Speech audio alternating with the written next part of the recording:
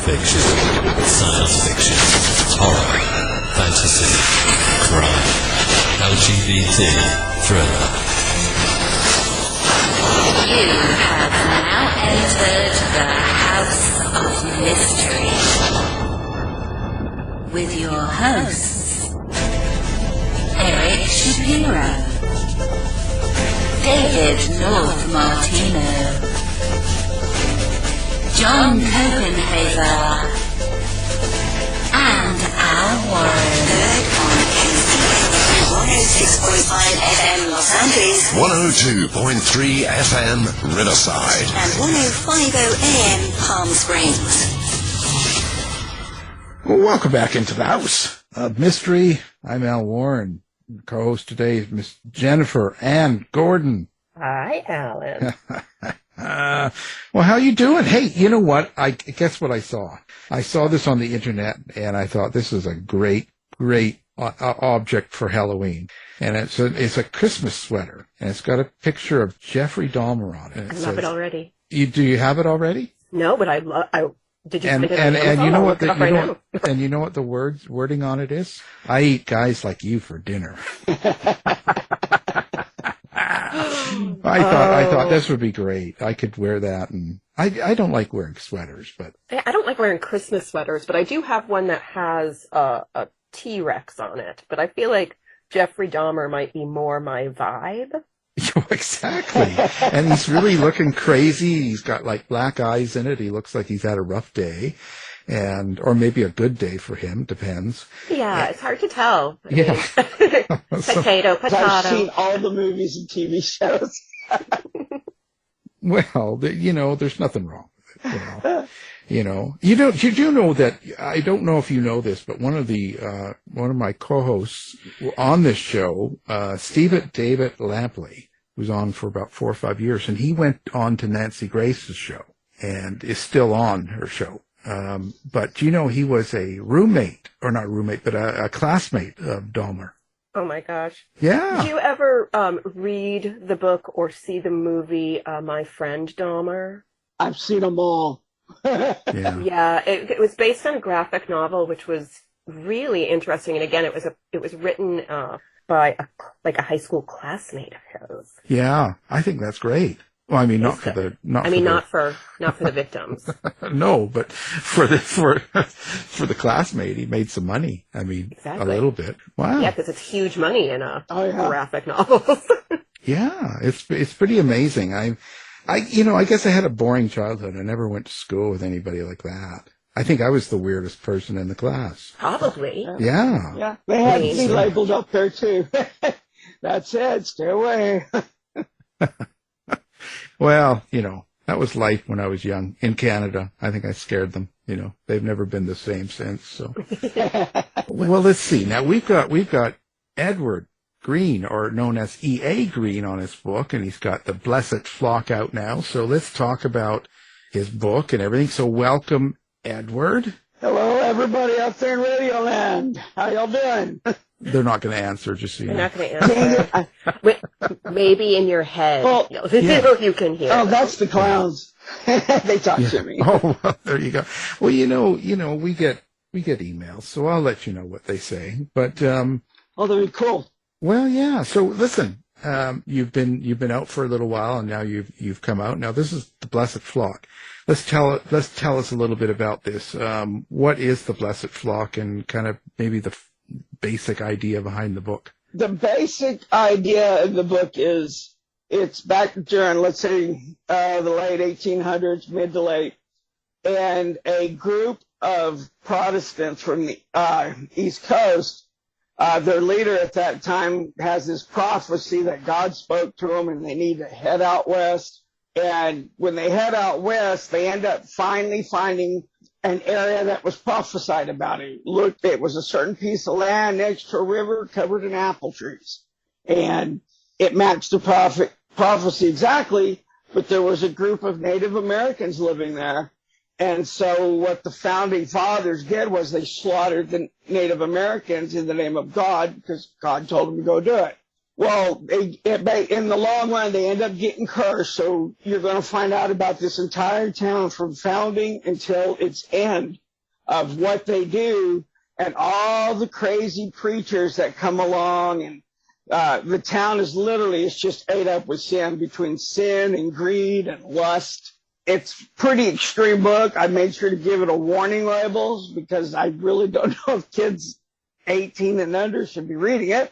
But, I started reading nasty things like that when I was about 13. So, nowadays you never know. Well, if they're on TikTok, they probably seen it. Yeah, they've seen all sorts of stuff. But what's this? You got Pastor Tucker. He's your kind of like your main guy there. Yes, right? He's the founder. Yeah. And he's the prophet preacher that takes them there.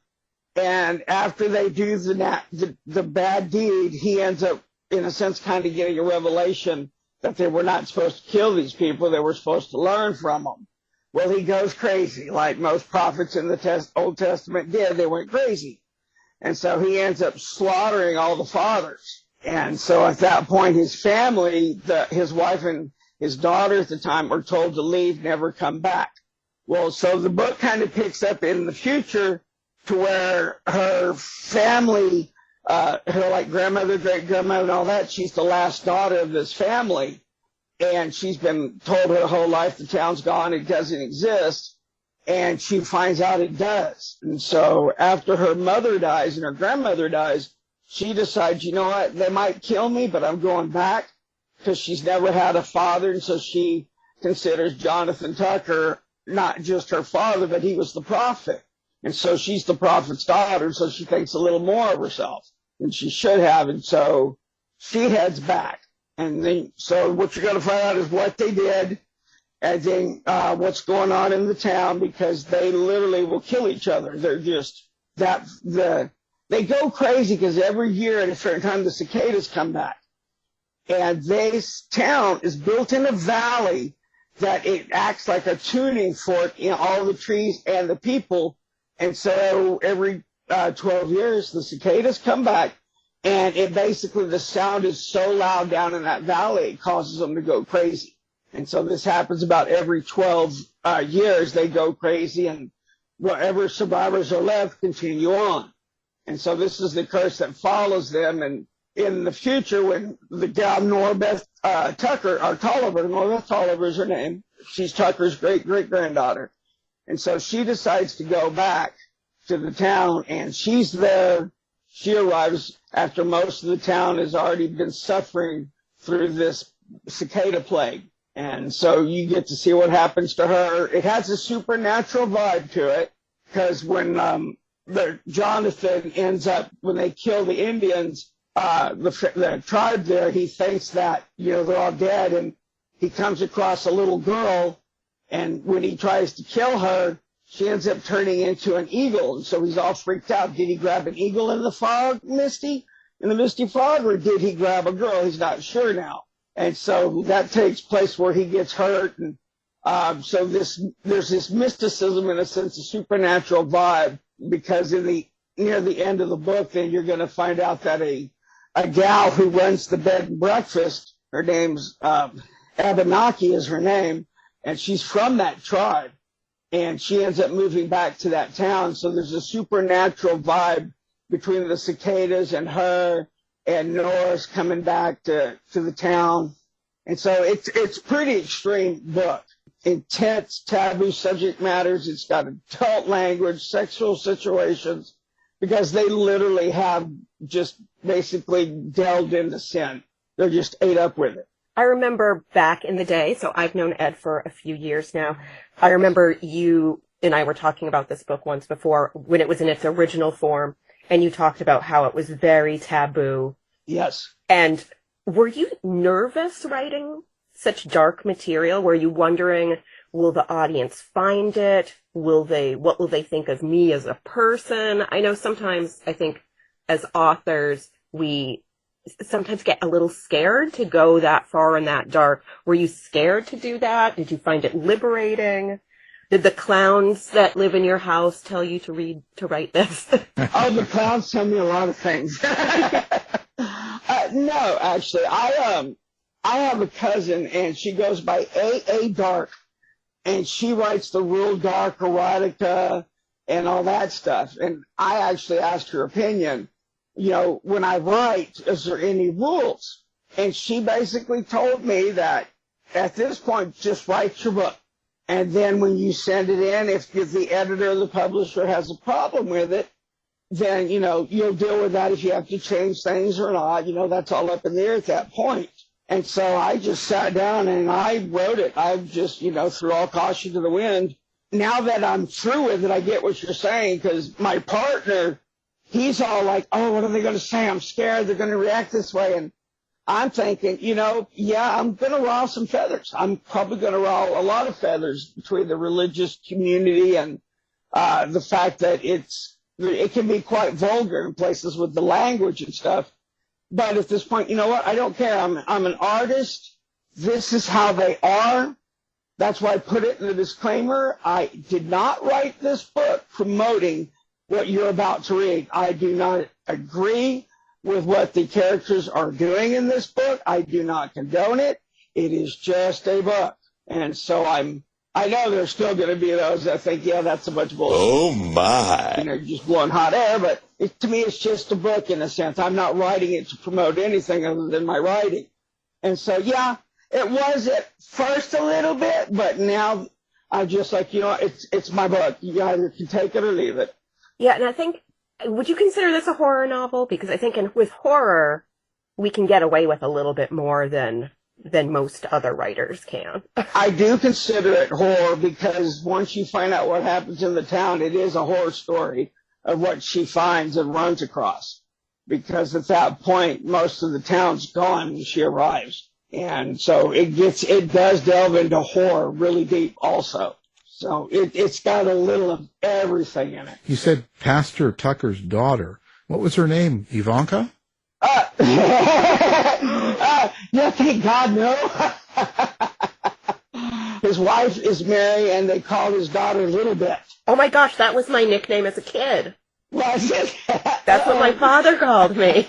Oh boy, now we're finding out the truth behind the story here. What's going on? So Little Bit is basically Nora's great-great-grandmother. And she was alive when her dad, Pastor Tucker, basically they helped slaughter the tribe, and then he turns around and he slaughters the founding fathers because they won't repent like he feels they need to. And so he makes sure they repent. Do they have rallies too? No. No, but how do you keep track of so many characters over so much time? And how do you experience these characters? Like, do you hear them in your head? How's the audio going? Is it kind of like watching a movie, or do you have a totally distant, relationship with your characters? I actually, first I make cheat notes. Because I know at times I might want to remember a birthday or a month or something they did or said. And so I actually make a little cheat note sheet I keep with me.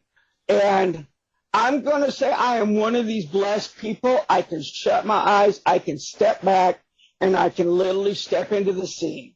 And to me, I'm looking at what they're seeing, I'm smelling what they're seeing, the wind's blowing in my head, I'm feeling it, and I'm feeling the emotions and what they're feeling. So yeah, in a sense, my partner kind of gets mad at me because when I quit writing or when I come out of it, that I'm brain fried for sometimes at least an hour to the rest of the day, because it's like trying to come back from one reality into, or not a reality, but come back into reality. So yeah, it's like I'm in two places at different times when I write. It's really, I don't know how else to explain it, except it's almost as if I'm there while I'm writing the scene. Wow. So do you dress like your characters too? Well, yeah, kind of. So you're wearing a pastor's outfit during the writing of this? No, we haven't gone to that point yet, but, my other half can be kind of kinky, so you never know. Well, there we go. Let's get into that. Awesome. I'm like, these are the questions we should be asking. Yeah, this is what we're getting into here. Are we doing Blessed Flock role play? No cicadas were harmed during the writing of this. Were harmed, I promise. Yeah. See, pastor outfit with black panties. I could see it now. Fishnet stockings. Oh, well, that now, see? Yeah. Now we got the truth. Frankenfurter Rocky Horror vibe. No, this is going to affect you emotionally. A big section like this, if you're into the other realities, you say, when you get into it and you're going through the story and you're writing it and you're feeling the emotions and it's like you're there and you're actually the characters in a way, and you come out of it. When you look back at this, when you go through the experiences that your characters do, how does that change you, do you think, as a person or as a writer? Well, I think for one, it changes me to get me closer to these individual people. But I do know that what it does change is when I get done, sometimes I feel like I'm on a high and I've got to calm down, and it can take me a month before I even start my next book because those characters their emotions are still flowing through my head, and it's if I felt them. So it's like I get this really weird high that I just carry with me until the book's really done. Like I said, that high can last up to a month after because of all the emotions, the feelings. It's in my thoughts when I lay down to go to sleep. I've got my mind seeing scenes in my head. Could I have written it better? This was going on. And so it does have an effect on me. We were talking before the show, and you were saying that, so The Blessed Flock is, it's really an epic. It's close to 1,000 pages of one story. So for me, I can hardly wrap my brain around how an author can do that, because I know I can't do that. Did you go into it knowing what was going to happen? Did you know the end? Did you outline it? Like, are you a pantser? Did this just come to you each night in your dreams, like telling your story? My books just come to me. It's just in my head. I don't do formats. Usually what happens is I'll come up with an idea. I think that'd be a great story. And 9 times out of 10, I've already got the beginning, how I want to start it, and I already know an idea how I want it to end. It's like it just comes to me. Cicadas, when it was originally called Year of the Cicada, I carried just that title with me close to 10 years because I didn't know what kind of story to write. I had no clue. And I was just sitting on my porch one day and the wind chimes were blowing with a storm coming in, and instantaneously it popped in my head how to write it, how it was going to go, and it just came out of nowhere. Just blew your fishnets right off. You sure did. So you didn't have a point to it when you were writing it, but as you went through it, do you have sort of a subtext or a meaning to this story that you want readers to get? No, I'm not trying to push any kind of, Agenda. Agenda, yeah. No, there's no agenda in it at all. The thing basically is it's just a really good story, and it is kind of cultish, pretty much. Well, it is like a cult because of what they do and how they hide their past and how they were willing to follow, and they think way more of themselves than they should have because they're Protestants. So they're white Protestants. So, there's nothing better and holier than a white Protestant, according to these people. And so it's just a lot of my stories. No, there's no agenda at all. It just comes to me. I don't lay it out. I just write. And as it comes to me, I keep on writing. Then once we're done, I just go back and edit and write some more before I do my usually third or final edit. And that involves my writing program. It actually reads it back to me. So at that point, I can see where I might have missed or thought, something can go in here because that associates with it. Like when I first got the book back, it was almost 400 pages. And so by fixing it and adding and writing that was missing, it grew almost another 600 pages. Do you have, like a group of beta readers, or like who's the first person besides yourself to get their eyes on the book? Like, does your partner read it? Because sometimes, like, if I write something really weird, my husband's like, I want to read it. And I'm like, I don't really want you to be the first one to read it. I would rather, maybe it would be better if it was a stranger. No, I wish I had some beta readers. My partner's not really a big reader. He's more of a visual. He loves movies and music, and that's his forte. but he is around when it reads it back to me, so he does get to hear it. And at times he's even telling me, dude, that's just messed up. You sure you're not going to get in trouble? I'm like, well, either them or I'm not. So he's more of the worrywart for us when it comes to should I have said that or should I have wrote that, or, you know, it doesn't bother me that much. But beta readers, I wish I had more opportunity for beta readers, but no, most of my books I write and I put on Amazon or put them out there, and I give them away free at times for like a week. I give that free Kindle download for an entire week for each book. And even then, when I'm giving them away free, I still can't get hardly, but I think to date, I've only had like 3 or 4 people that have actually made comments about my books. But other than that, no, I'm really missing in that area. Send it to some of the churches and see. I've thought about that. I think those are the bathrooms you should leave the book in. Church bathrooms. Yeah, go to the church bathrooms and leave it, you know. Oh, maybe they'll burn them. How do you get your formulation on the cult, like you call them, or the kind of the religious group that you've got going on here? Do you do some research, or is this just from your own life? Did you come across some of people like this and that? Where does that come from? It comes from 2 places. One, I was raised in the church my whole life. And I was faithful in the church all the way up to about 35, when I finally realized this is ridiculous. Because I realized there's so many lies and misinterpretations, and it's been rewritten and changed. So I do have firsthand knowledge of what goes on behind those doors, of who's sleeping with who got divorced with who. Pastors that say, you know, you can't question me. Well, that's the leader. You know, you don't question the leader. And then the other thing is, I love watching investigation shows and stuff about serial killers and cults. And I've always been into that too. And so I've got a lot of that about cults from what I've just experienced and what I've watched and what I've read. Oh. Religious people don't sleep with each other. What are you talking about? Yeah. Yeah, let's go with that.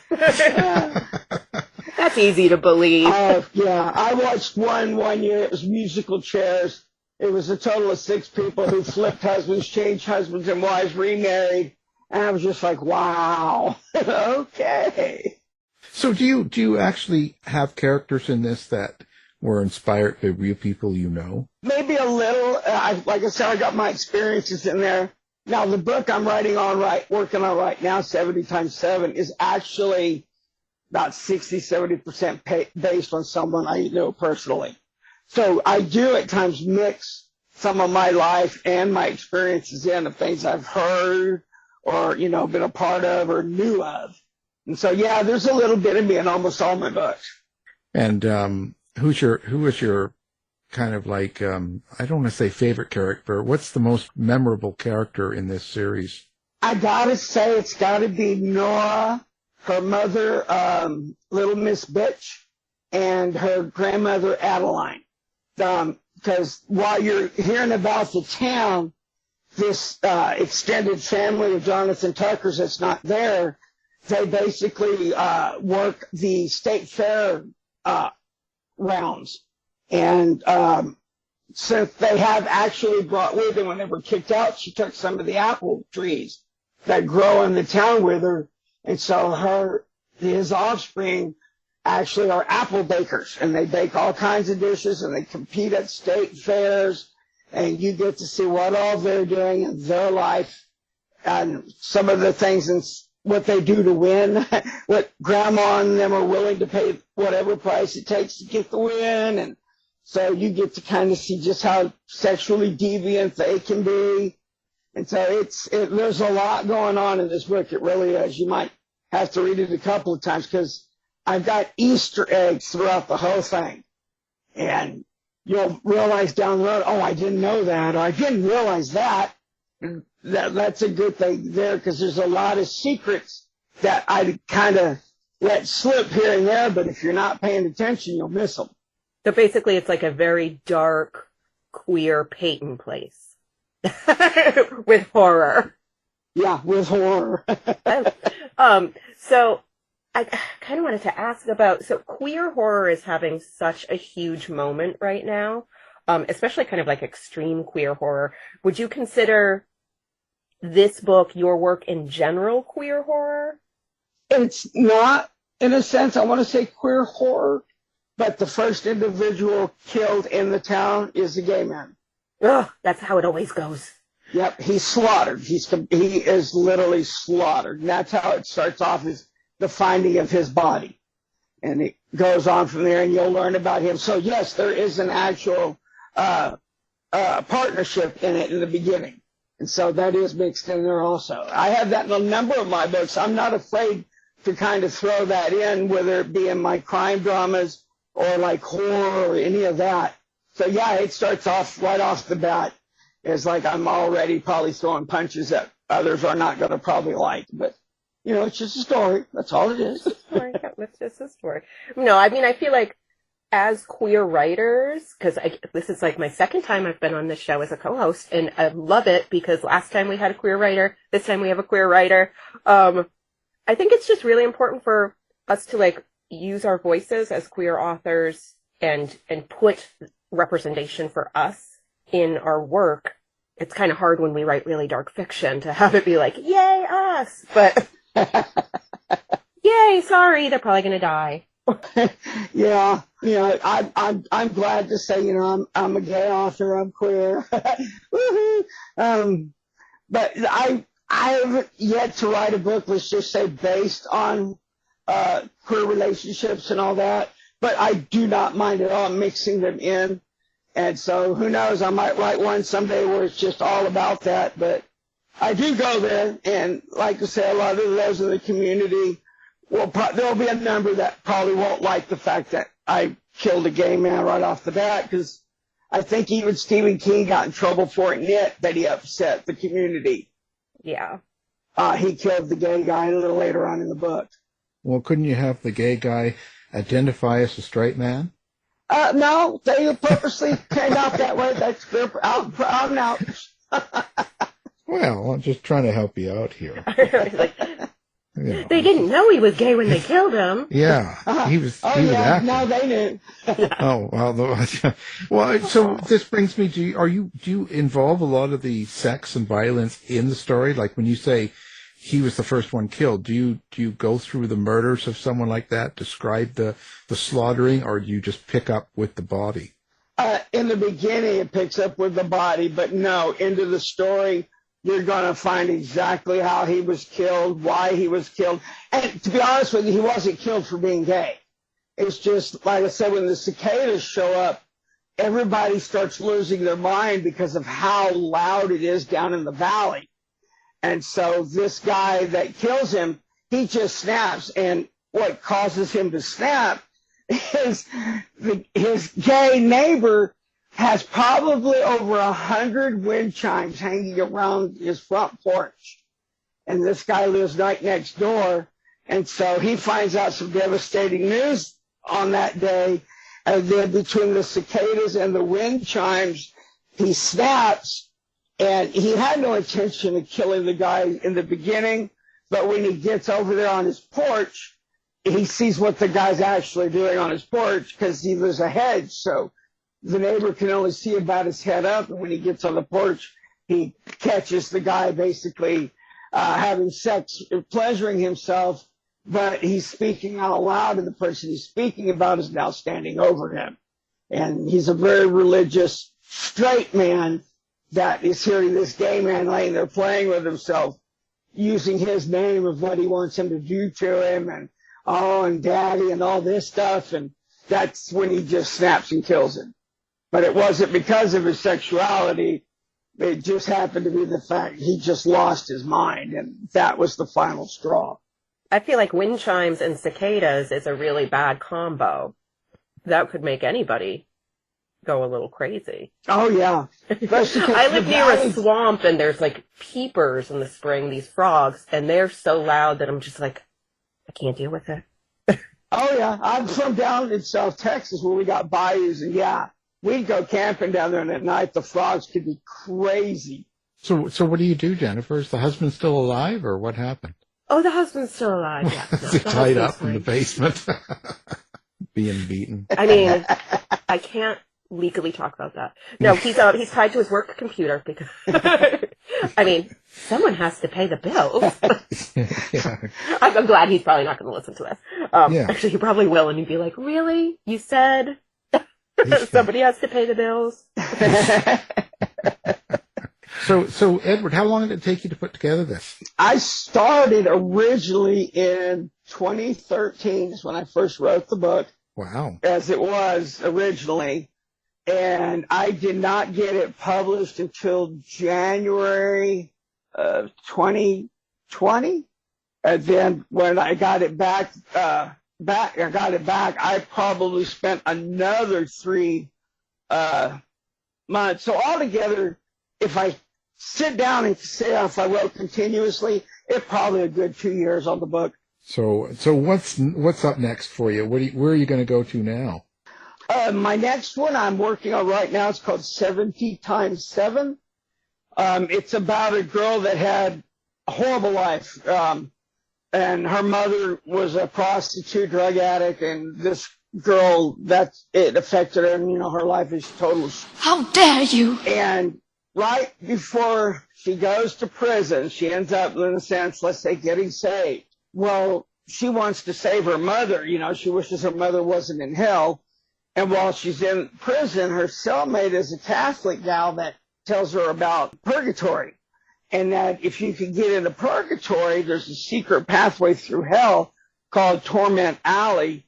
And if you want to try and rescue somebody, get them out of hell, you have to go down Torment Alley to get to these people that you want. And so she and this gal make a pact to kill each other. That way you're not, in a sense, committing murder, but you are committing murder. So you're kind of like murdered, but you committed murder. And so the scale is balanced, and that'll throw you into purgatory. She has to go through purgatory and through this alleyway, and periodically she has to relive parts of her past. And it's a bad past. The things that were done to this gal, I mean, even today would probably throw a parent under the jail cell. But when she experiences this stuff, if she has any kind of emotional reaction to it whatsoever, she has to start all the way back again at the beginning of the first gate with no memory whatsoever of what she's already experienced. So she has no clue if she got to the 3rd date, she'll have no clue. She made it to an 8th one. She just has no clue. Every time she starts over, it's like it's her first time there. And so basically hell is repetition. And so she just has to keep going and going. And whether she saves mama or not or whatever happens, that will have to be, I can't let that cat out of the bag. That's one of my favorite things is these wild endings. I tend to leave them with did they or didn't they? Do you drink a lot or do you try? Like, where do these ideas come from, do you think? The clowns, Alan. They come from the clowns. Well, yeah, the clowns. Yeah, but that's what, do you hang out with? No, but so are the characters who come to you first and then you put them in the situation, or is it the story and then you put in characters? Yeah, it's the idea, the story. There are times here I'll sit and me and my other half will bounce off ideas. And that's why I give him credit, because there's at least 3 or 4 books that he's helped me come up, that'd make a great story. And so that's usually as I come up with the story first, and that's usually how I have the beginning and the end already figured out. And from then on, I just start writing. And if I feel, I hear a character say, what about this one? Or her mother over here? Or, don't forget about this guy right over there. And it just pops in my head. It literally does. These things just come in. Drinking now, I'm one of these people that I might have a drink now and then, like my birthday, New Year's Eve, stuff like that. But I'll say this, I live in a state where weed is legal. Hooray. And does that help? Yes.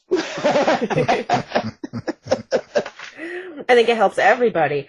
Yeah. So the ideas come first. So it'll pop in your head something kind of like high concept, like, a girl walking through a secret passageway through hell. How long does it take you to actually develop the characters who are doing this, and how do you do that? Like, do you see them in your head? Do you describe how they physically look? Do you do homework, quote unquote, of like things that happened in their life that might never end up on the page, but you know it? No, like I said, that just kind of comes in my head. The only thing I do when it comes to homework is like when I wrote Father May I with the computer or the quantum AI. My homework was it takes place in Albuquerque, New Mexico. And so my homework is I'm looking at what towns are around it, how do I want the character, this is the drama, so it's going to involve this point, and this point. And so I'll do my research if I haven't been to that area of pictures and videos to give me an idea of what it looks like. So as I write my character, I want my reader and my character in my head that they're there.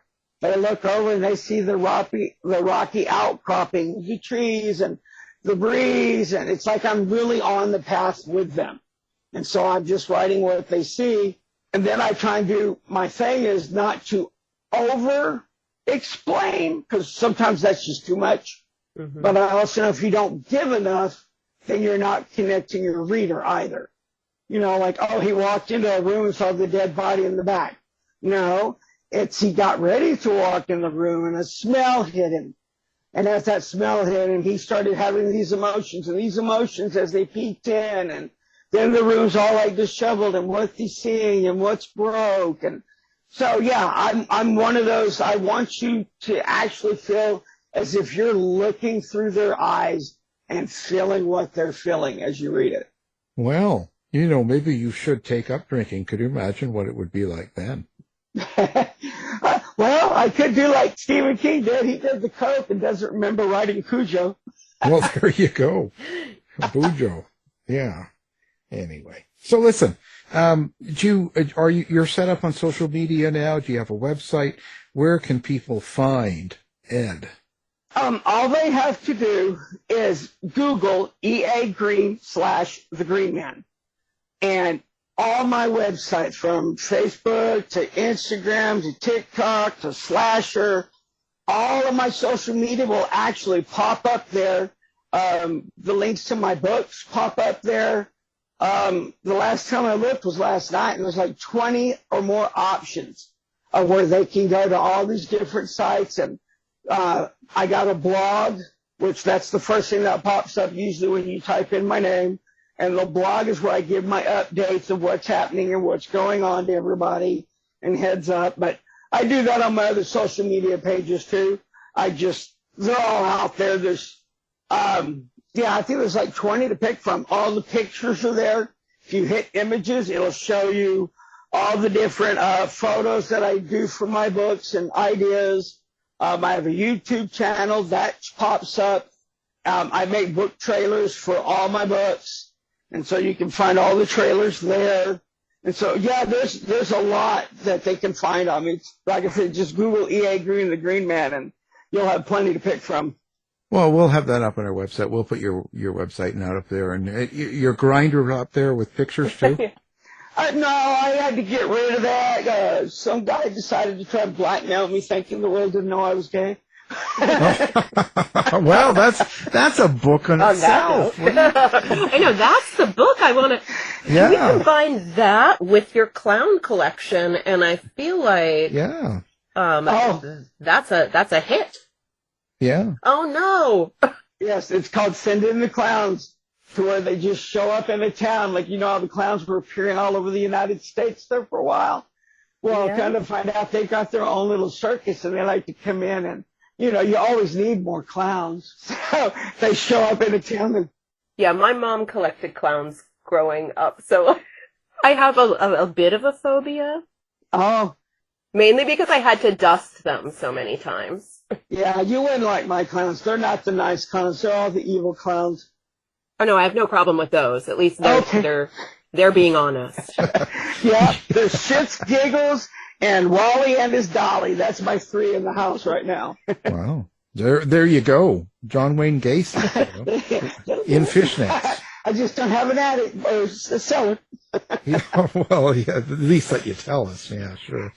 Anyway, the book is great. So now it's out and people can pick it up now. Again, it's called The Blessed Flock, and it's part of his Cicada series, and it's book 1 to 4, and this is book 1. Edward Green, thank you for being here. Thank you. I appreciate it. Thank you, Ed. You've been listening to the House of Mystery radio show. To find out more about our guests, hosts, or shows, go to www.houseofmystery.com. Show's over for now. Was it as good for you as it was for me? Well, good night. This has been a production of Something Weird Media. I'll be back.